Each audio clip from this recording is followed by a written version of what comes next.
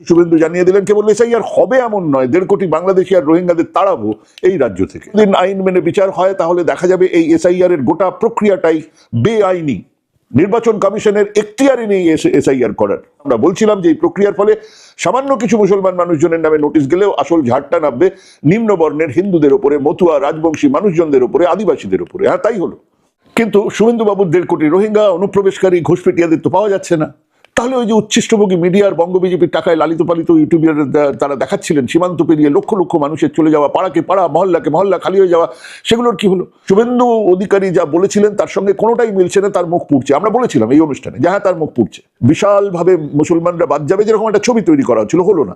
বাদ গেল কিন্তু মতুয়ারা, হিন্দু নমশূদ্র মানুষজন, আদিবাসীরা, এরা বাদ গেলেন। হিন্দিভাষী মানুষজন তারা বাদ গেলেন।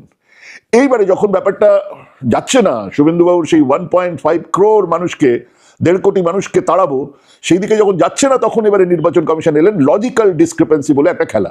লক্ষ্য তো ওই 1.5 কোটি নির্বাচককে বাদ দেওয়া, কাজে এবারে ভোটারদের খুঁজে বার করার জন্য ছানবিন শুরু হলো। নামের বানান ভুল, বাবার 6 ছেলে, শেখের ছেলের নাম আহমদ, দাদুর বার্থ সার্টিফিকেট, অ্যাডমিট কার্ড নেওয়া হবে না।